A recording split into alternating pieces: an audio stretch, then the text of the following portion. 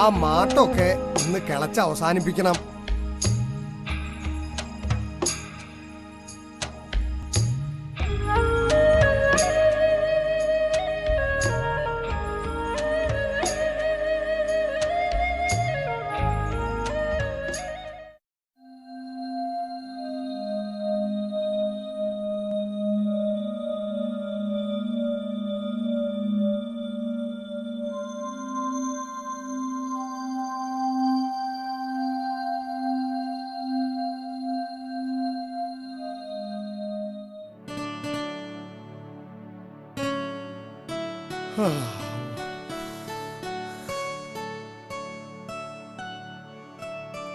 ചായ. അടുക്കളയിൽ വേറെ ആരുമില്ലേ ചായ കൊണ്ടുവന്ന് തരാൻ? നിന്നോട് ദേഹം ഇളകണ്ടാന്ന് ഞാൻ പറഞ്ഞിട്ടില്ലേ?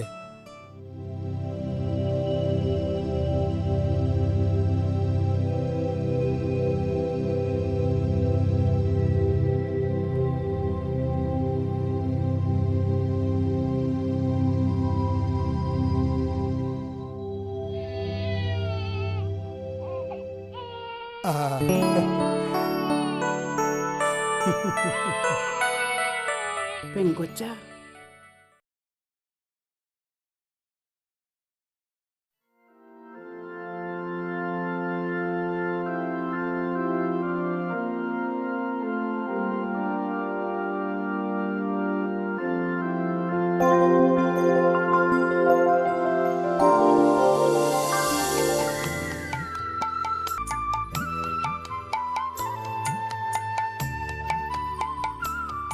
കുഞ്ഞു റോസ എല്ലാവരുടെയും അരുമയായി വളർന്നു വന്നു.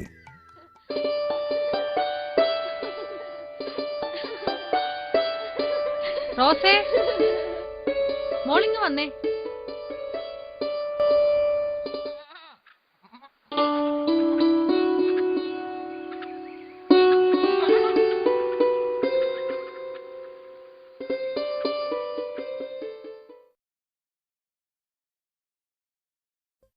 ലീമായിലെ റോസ പുണ്യാളത്തിന്റെ പേരാ നിനക്ക്. ആ പുണ്യാളത്തി നല്ലോണം പ്രാർത്ഥിക്കും. ലീമായിലെ റോസ പുണ്യവതിയെക്കുറിച്ച് അമ്മ ഇടയ്ക്കിടെ മകളെ ഓർമ്മിപ്പിക്കുമായിരുന്നു. ലീമായിലെ റോസയുടെ തീക്ഷ്ണമായ പ്രാർത്ഥനാ ജീവിതവും കഠിനമായ പ്രായശ്ചിത്ത പ്രവൃത്തികളും റോസയുടെ മനസ്സിനെ വളരെ സ്വാധീനിച്ചു. അമ്മേ, എനിക്ക് എന്തായാലും ഒരു പുണ്യാളത്തിയാകണം. ആരും അറിയാത്തൊരു പുണ്യാളത്തി. ഹായ്, എന്തു ഭംഗിയാ. നിനക്കും തരും. ഇതൊക്കെ റോസമോൾക്ക, നീ വിഷമിക്കേണ്ട. എനിക്കിതൊന്നും വേണ്ട അമ്മേ.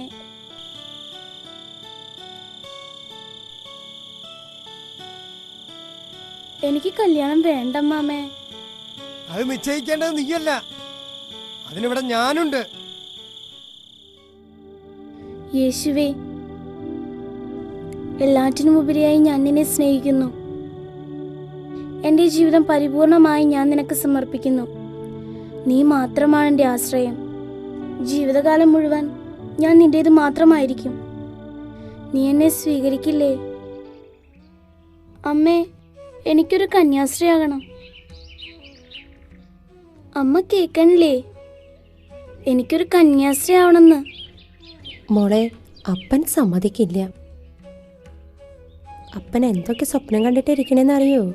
വലിയ നിലയും വിലയുമുള്ള തറവാട്ടിന്ന് ചെറുക്കനെ കണ്ടുവച്ചിട്ടുണ്ട്. വലിയ കാശുകാരാ. ഈശോയെക്കാളും വലിയ കാശുകാരനാണോ? ഈശോയെക്കാളും വലിയ നിലയുള്ള തറവാടാണോ? എൻ്റെ പൊന്നു മോളെ, ഞാൻ എന്താ നിന്നോട് പറയാ?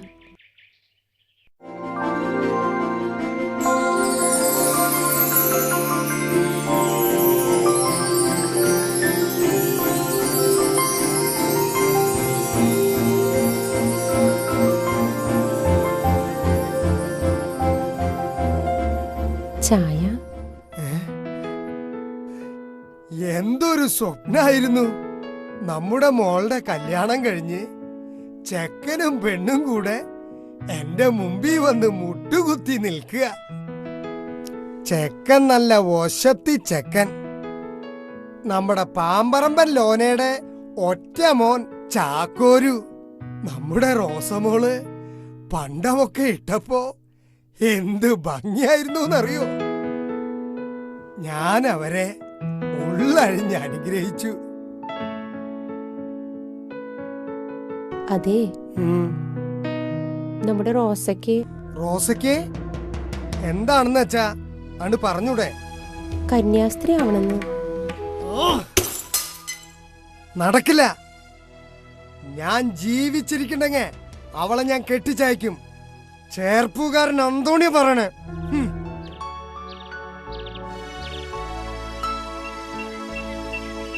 മതി മോളെ. ഞാനൊരു കാര്യം തീരുമാനിച്ചു. റോസയെ എന്തു വന്നാലും കെട്ടിച്ചയക്കാം.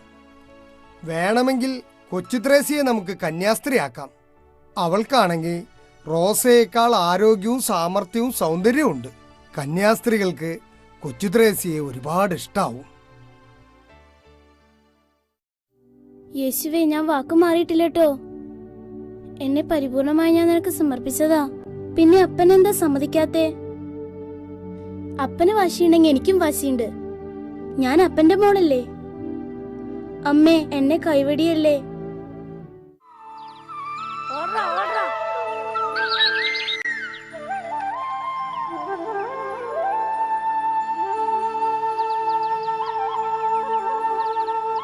കൂനമാവിൽ നിന്ന് കന്യാസ്ത്രീമാര് വരുന്നുണ്ടല്ലോ. പറ്റിയ പെൺകുട്ടികളെ അന്വേഷിച്ചു വരുന്നതാകും. കൊച്ചിത്രേസി അങ്ങ് വന്നേ. എന്താ ചേച്ചി? മോളെ കണ്ടാ പിന്നെ ഈ ചേച്ചീനെ കന്യാസ്ത്രീമാര് കൊണ്ടുപോവില്ല. ചേച്ചി കന്യാസ്ത്രീയാവാൻ പോയതിനു ശേഷം മോക്ക് പോയാ പോരെ? അമ്മമാര് വരണം. അന്തോണിയേട്ടനല്ലേ? ഞങ്ങള് കൂനമാവ് മടത്തിന്നാ. മോളി അറിയില്ല, ഒച്ചയുണ്ടാക്കാണ്ടിരുന്നോളോ. നമുക്ക് മോളെ ഒന്ന് കാണാൻ പറ്റില്ലേ? അതിനെന്താ, അമ്മമാര് തന്നെ മോളോട് നേരിട്ട് സംസാരിച്ചോ. കൊച്ചുത്രേസിയെ, എടി കൊച്ചുത്രേസിയെ. കൊച്ചുത്രേസിനെ ഇവിടെ ഒന്നും കാണാനില്ല. പള്ളിയിലേക്ക് പോണെന്ന് പറഞ്ഞിരുന്നു. കൊച്ചുത്രേസിയെ, ഈ കുട്ടി എവിടെയാ ചെന്നിരിക്കണേ? വിളിച്ചാലും മിണ്ടില്ല. കൊച്ചുത്രേസിയെ, ഈ കൊച്ച് എവിടെ പോയി കിടക്കാം? വേറെ വീടുകളിലും കേറാനുണ്ട്. അങ്ങനെ ആവട്ടെ.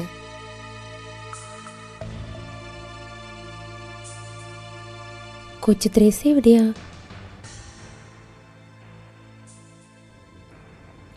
മോളെന്താ ഇവിടെ? ഇതൊക്കെ നിന്റെ പണിയായിരുന്നല്ലേ. നീ വെറുതെ വാശി പിടിക്കണ്ട. നിന്നെ കന്യാസ്ത്രീയാക്കാൻ വിടുന്ന പ്രശ്നമില്ല. ഞാനത് സമ്മതിക്കില്ല. ചേർപ്പുകാരൻ അന്തോണിക്ക് വാക്കൊന്നേ ഉള്ളൂ. അന്തോണി വിചാരിച്ചാ അത് നടന്നിരിക്കും. ദേ, അപ്പം പറഞ്ഞത് കേട്ടില്ലേ? എന്താ ഒന്നും മിണ്ടാത്തെ? എന്നെ വേറെ ആർക്കും വിട്ടുകൊടുക്കല്ലേ. ചെറുപ്പുകാരൻ അന്തോണിയുടെ മോൾക്കും വാക്കൊന്നേയുള്ളൂ. പക്ഷെ ഞാൻ വിചാരിച്ച ഒന്നും നടക്കില്ല. നീ വിചാരിച്ചാ നടക്കും അല്ലേ അമ്മേ? അമ്മ ഒന്ന് പറഞ്ഞേ. മോനല്ലേ, കേക്കും. ഒന്ന് പറയേ.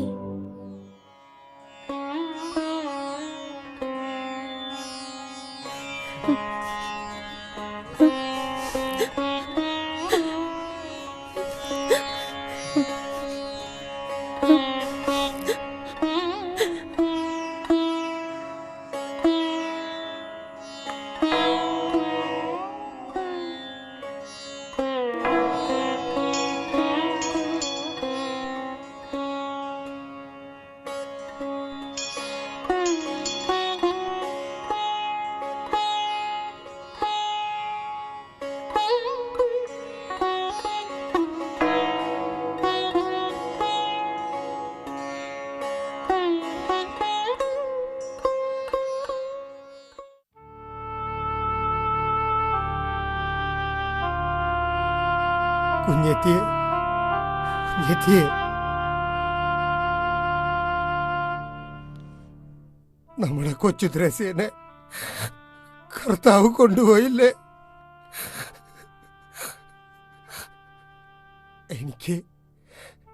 എനിക്ക് ദൈവം തന്ന ശിക്ഷയാ. റോസേനെ കന്യാസ്ത്രീയാക്കാൻ വിടാത്തതിന്റെ ദൈവകോപം. അങ്ങനെയൊന്നും പറയല്ലപ്പാ. കൊച്ചു ത്രേസ്യ സ്വർഗത്തിലുണ്ട്. ഈശോയുടെ കൂടെ. അപ്പം കരയല്ലേ? അപ്പം കരഞ്ഞ എനിക്ക് സഹിക്കില്ല. ഞാനൊരു കാര്യം തീരുമാനിച്ചു.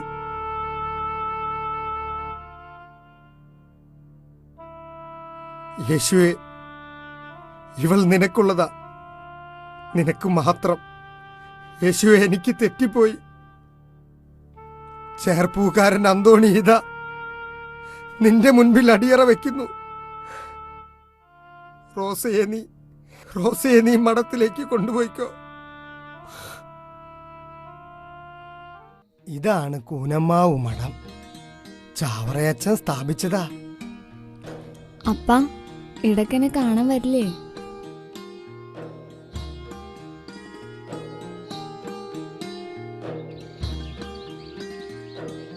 ഞാൻ അന്തോണിയാ.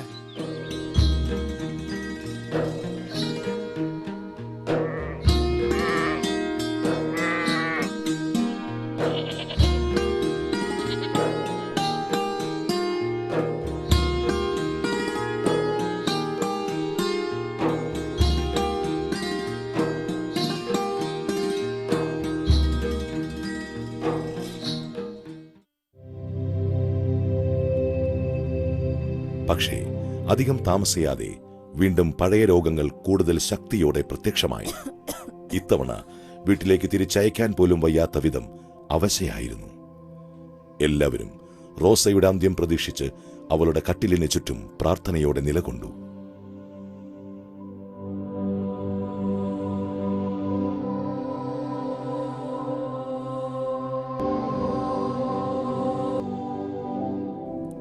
റോസേ, ഇത് എന്തു പറ്റി? നീ ആരെയെ കണ്ടതുപോലെ. നീ എന്താ കൈ നീട്ടിയിരുന്നേ? ഉണ്ണീശോ ഉണ്ടായിരുന്നു. ആരൊക്കെ വന്നത്? കൂടെ മാതാവും. മാതാവ് ഉണ്ണി മാത്രം? ഔസേപ്പിതാവ്, യൗസേപ്പിതാവ്. പിന്നെ അവര് മാതാവും യൗസേപ്പിതാവും എന്താ ധരിച്ചിരുന്നെന്ന് ഓർമ്മയുണ്ടോ? 3 പേരും എന്നെ നോക്കി പുഞ്ചിരിച്ചു. എല്ലാവരുടെ ചോദ്യങ്ങളിൽ നിന്നും റോസ തന്ത്രപൂർവം ഒഴിഞ്ഞുമാറിയെങ്കിലും ശ്രേഷ്ഠത്തിയായ ആഞ്ഞസമ്മയുടെ ചോദ്യം ചെയ്യലിൽ അനുസരണയുടെ പേരിൽ എല്ലാം തുറന്നു പറയേണ്ടി വന്നു. ഞാനും നിങ്ങളോടൊപ്പം വരട്ടെ? എന്നെയും കൂടെ കൊണ്ടുപോവോ? വിവേകമതിയായ ആ നല്ല കന്യാസ്ത്രീ അതെല്ലാം എഴുതി സൂക്ഷിച്ചു.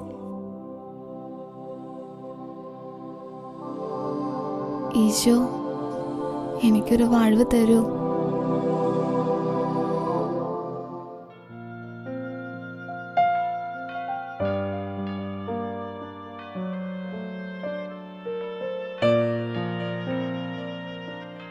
തൃശൂർ രൂപതയിലെ ആദ്യത്തെ മഠമായ അമ്പഴക്കാട് വിശുദ്ധ യൗസേപ്പിതാവിന്റെ മഠത്തിൽ വെച്ച് 1897 മെയ് 10 തീയതി റോസയടക്കം 9 കന്യകകളുടെ ശിരോവസ്ത്രധാരണം നടന്നു.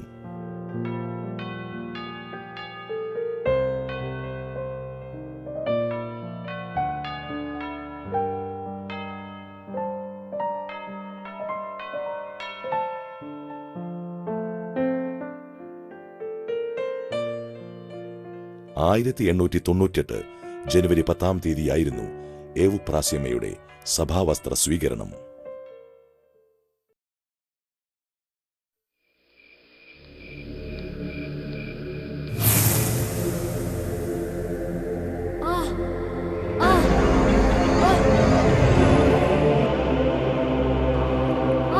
ഏവുപ്രാസ്യ, നീയൊരു രോഗിയാ,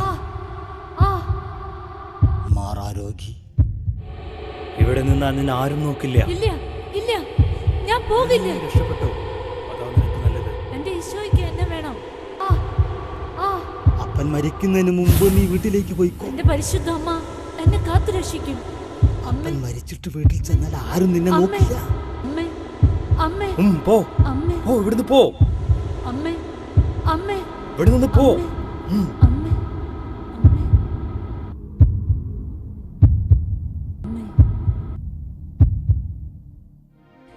ഇവളെ വിട്ടുപോകുവിൻ, ഇവൾ എന്റേതാണ്, ഇവളെ ഉപദ്രവിക്കരുത്.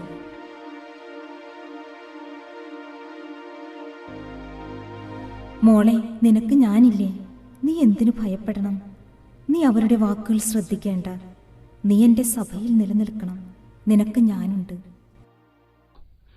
ഇനി മുതൽ നിനക്കുണ്ടാകുന്ന എല്ലാ ആത്മീയ അനുഭവങ്ങളും വിശദമായും സത്യസന്ധമായും എന്നെ എഴുതി അറിയിക്കണം.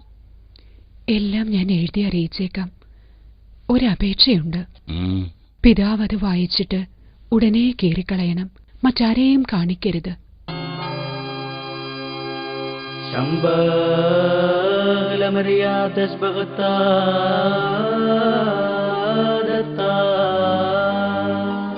ഹല്ലേലൂയ ഹല്ലേലൂയ ഹല്ലേലൂയ ശംബല മരിയാ തസ്ബഗത്താ ദത്താ ശംബല മരിയാ കൊല്ലാര ശംബല മരിയാ വറല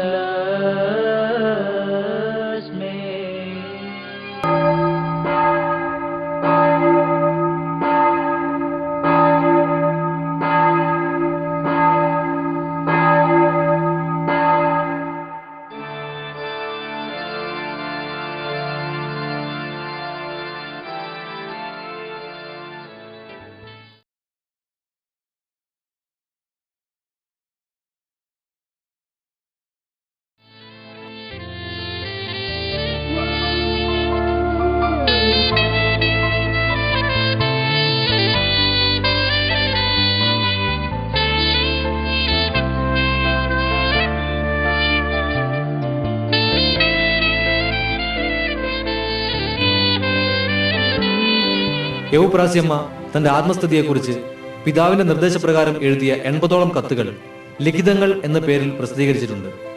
ആ വന്ധ്യകന്യകയുടെ സുഗതസമ്പന്നമായ ജീവിതത്തെക്കുറിച്ച് നമുക്ക് അറിവ് കിട്ടുന്നത് ആ കത്തുകളിൽ നിന്നാണ്. യൗപ്രാസ്യമ്മയുടെ ജീവിതശൈലി നിറയെ ലാളിത്യവും തപസ്സുമായിരുന്നു. കുരിശിലേക്കുള്ള വിളിയും വിധിയുമായിരുന്നു. തമ്പുരാനിലേക്കുള്ള ഉയർച്ചയും വളർച്ചയുമായിരുന്നു. 1904 മുതൽ 1913 വരെ നവസന്യാസികളുടെ മേൽനോട്ടക്കാരിയായിരുന്നു യൗപ്രാസ്യമ്മ.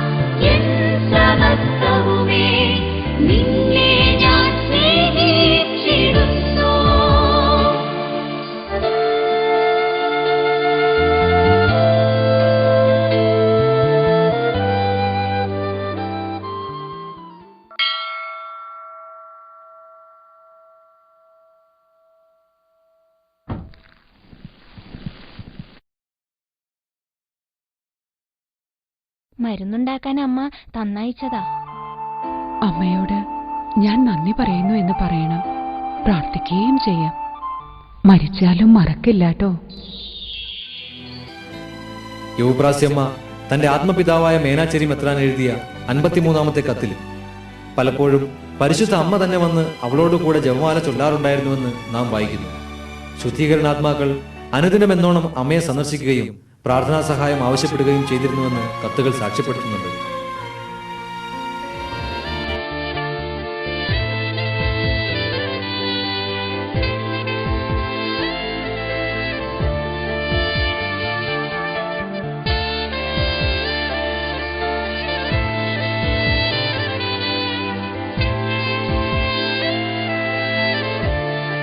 യൗപ്രാസ്യമ്മ ഒല്ലൂർ മഠത്തിൽ ജീവിച്ചിരുന്ന മുറിയിലേക്ക് കടന്നു ചെല്ലുമ്പോൾ കാണുന്ന പ്രായച്ചിത്ത കരുക്കൾ ഈ സഹനദാസിയുടെ പ്രിയമുള്ള ആഭരണങ്ങളായിരുന്നു.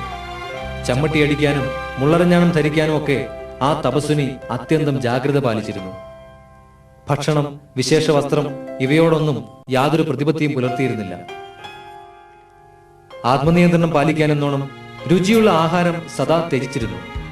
വല്ലപ്പോഴും കഴിക്കുന്നെങ്കിൽ തന്നെ അതിന്റെ സ്വാദ് നഷ്ടപ്പെടുത്താൻ അനുവാദത്തോടെ മക്കിപ്പൊടി ചേർക്കുമായിരുന്നുവെന്ന് കൂടെ ജീവിച്ചിട്ടുള്ള സഹോദരിമാർ സ്മരിക്കുന്നു. കരിങ്കല്ലിൽ മുട്ടുകുത്തി കൈകൾ വിരിച്ചു പിടിച്ച് ദീർഘനേരം പ്രാർത്ഥിക്കുമായിരുന്നു.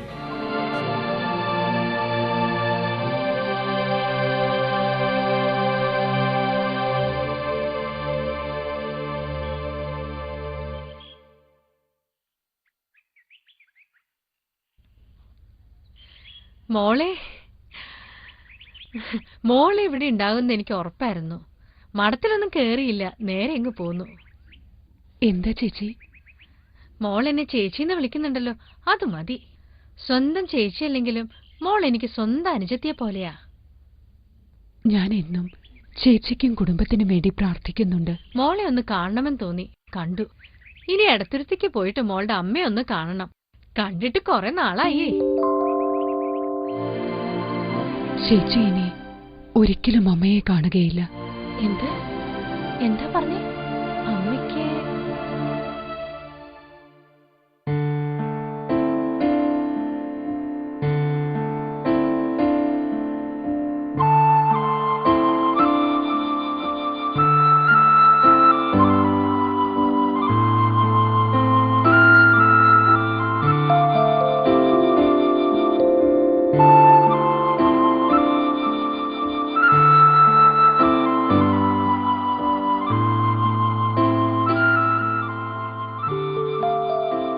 എന്റെ നാഥ, നീ തന്നെ ഈ മഠത്തിന്റെ അധിപനായിരിക്കുക. ഇവിടെ ഇരുന്ന് നീ തന്നെ ഭരണം നടത്തുക. ഞാൻ നിന്റെ ദാസിയാണ്.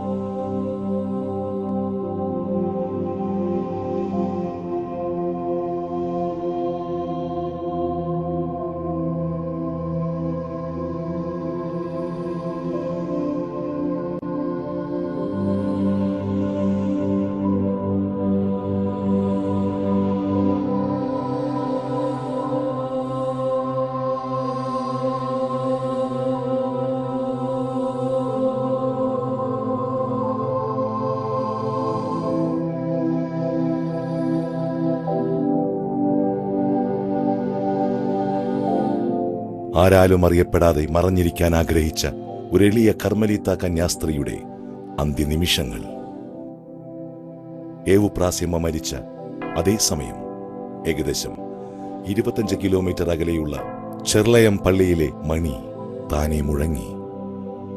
ചെർളയം ദേശവുമായി അത്രമാത്രം ആത്മബന്ധമുണ്ടായിരുന്നു ഏവുപ്രാസ്യമ്മയ്ക്ക്.